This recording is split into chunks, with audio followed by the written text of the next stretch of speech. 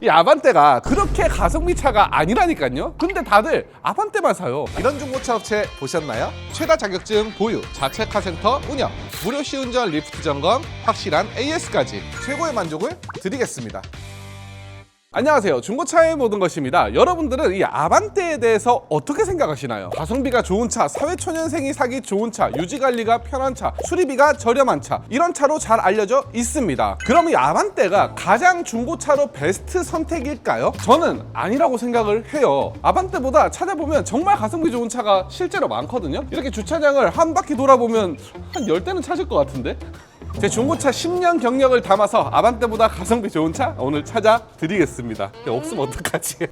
일단 첫 번째 여기 있네요. K3. 이 차량은 기아에서 나온 준준형 세단입니다. 그러니까 현대에서 나온 아반떼랑 동일한 포지션을 가지고 있는데요. 거의 뭐 껍데기만 빼고 똑같다라고 해도 무방할 정도의 거의 비슷한 옵션과 비슷한 주행 성능을 보여주는 차예요. 그런데 왜 K3가 더 가성비가 좋냐? 금액 때문입니다. 이게 신차가는 거의 동일하게 나왔습니다. 그런데 같은 연식의 아반떼와 K3의 중고차 가격을 살펴보면 K3가 조금 더 저렴하다는 걸 알 수가 있어요. 이거는 약간 그랜저로 설명을 하면 좋을 것 같아요. 이 현대의 그랜저와 기아에서는 이제 K8 모델이 경쟁 모델인데 K7, K8이 훨씬 더 저렴한 금액에 있다는 걸 알 수가 있어요. 그게 이제 네임밸류에서 차이가 많이 나는 거거든요. 그랜저가 역사와 전통이 오래됐잖아요. 아반떼도 마찬가지입니다. K3보다 역사와 전통이 훨씬 더 오래된 차량이기 때문에 많은 분들이 준준형차 하면 아반떼를 먼저 살펴보게 돼요. 그래서 사실상 거의 다를 게 없는 차량임에도 불구하고 금액적으로 메리트가 있기 때문에 일단은 아반떼보다 가성비가 있는 차 일단 하나 찾았죠? 또 보러 가겠습니다. 렉서스 이런 거는 아반떼보다 유지비가 더 좋지 않아요?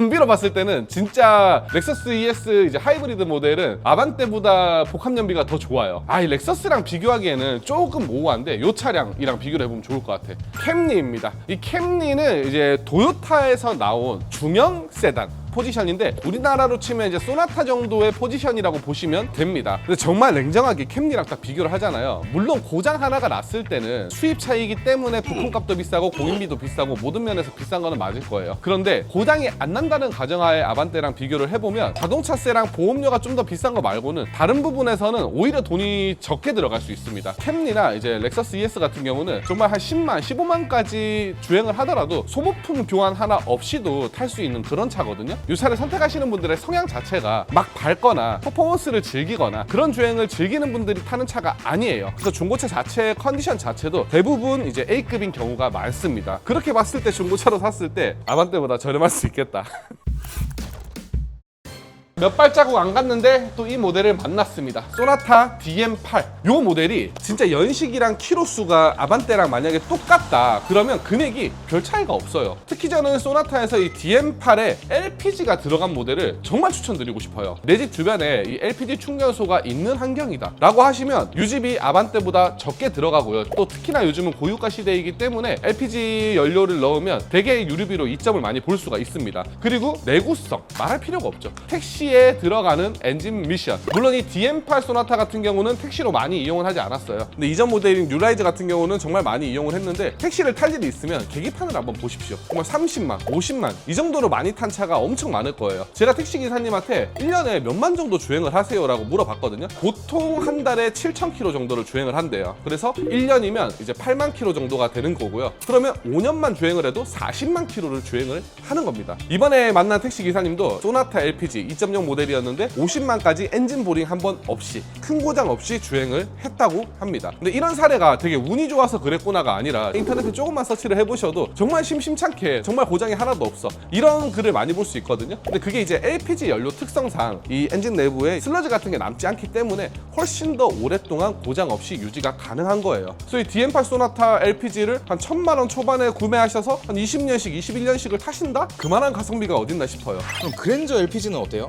그랜저 LPG도 가성비가 좋긴 한데 아반떼에 비해서는 좀 애매합니다. 엔진 자체가 바뀌어요. 저 차량은 이제 2.0이고요. 그랜저는 6기통 LPG가 들어가는데 오히려 4기통 LPG보다 6기통 LPG가 고장률이 좀 더 높아요. 헤드 누유 부분도 있고 체인 커버 누유도 있고 그런 누유 부분에서 완전 자유로운 엔진은 아니기 때문에 그리고 6기통이다 보니까 아무래도 이제 연비가 확 떨어지고요. 그런 복합적인 것들을 봤을 때 아반떼보다 유지비가 적다고 할 수는 없을 것 같아요. 물론 가성비는 좋지만 그리고 이 차량 그냥 지나가려고 했는데 지나칠 수가 없네요. 사실 저는 이제 이 차량 말고 다른 차를 좀 추천드리고 싶었는데 같이 말씀을 드릴게요. 이 차량은 이제 아이오닉 하이브리드라는 차량입니다. 지금 이 차량은 이제 17년도, 18년도, 뭐 20년도 요때 당시에 이제 판매를 했던 차량인데 연비는 거의 뭐 20 미만으로 떨어지기 힘들 정도로 좋은 모델이고요. 엔진 미션 조합이 사기입니다. 고장이 안 나는 조합이에요. 이 차량도 지금 제가 스펙을 검색을 잠깐 해보니까 3만 킬로대인데 이제 1000만 원 중반 정도인데 주행거리를 10만 안쪽으로 해도 한 1000만 원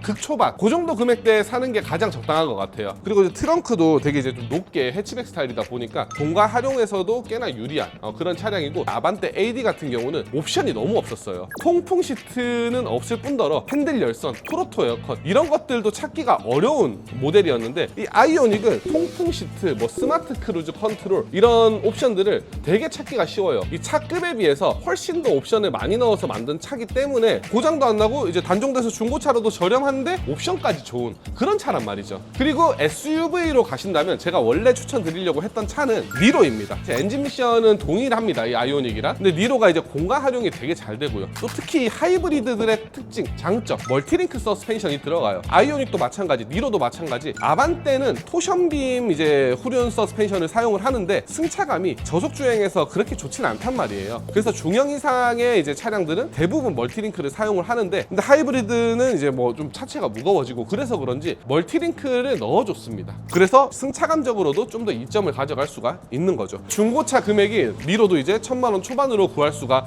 있거든요. 그래서 아반떼보다 요즘 대세가 SUV이기도 하고 사실 니로를 사는 게 좀 더 합리적인 거 아닐까라는 생각을 해요.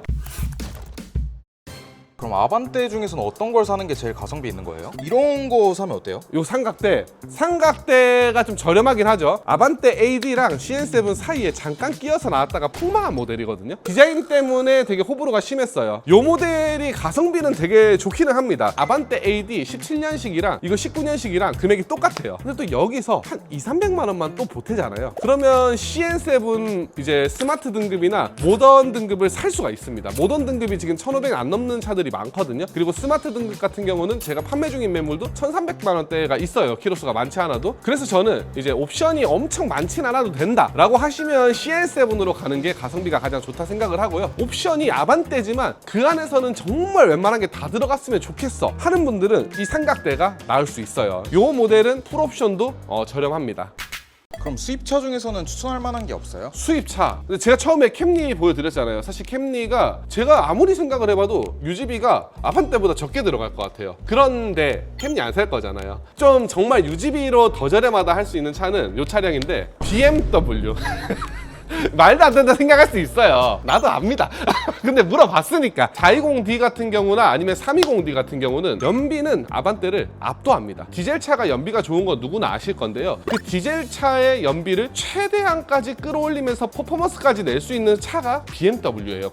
요거는 그나마 수입차 중에는 이제 유지비가 아반떼보다 저렴할 수도 있는 부분은 애프터가 너무 잘 나와요. 만약에 이 윈도우 버튼 고장 났다? 안쪽에 트림이 고장 났다? 그런 거는 애프터로 수리를 하면 진짜 몇천 원에도 부품을 구해서 교환이 가능하거든요. 그리고 이제 엔진 오일이나 뭐 브레이크 패드, 디스크 이런 각종 소모품들도 되게 저렴하게 교환이 가능해요. 그런데 문제는 이제 애프터로 수리가 안 되는 큰 고장이 났을 때가 이제 문제가 되는 건데 고장 났을 때 수리비 빼고 그냥 유지비를 생각을 한다면 얘가 좀 더 저렴할 수가 있어요. 근데 냉각수랑 뭐 이제 누유가 발생했다 그런 경우에는 100만 원이 그냥 넘어가는 그런 수리비가 나오니까 그거는 감안을 해주셔야 돼요. 물어보니까 얘기한 거야. 이게 사라는 거 아닙니다. 그리고 또 이제 저런 BMW나 이제 수입차들은 단가가 많이 돼서 320D의 F바디 같은 경우는 1000만 원 초반으로도 충분히 구매가 가능하죠. 5 시리즈도 사실 1000만 원대면 사니까요.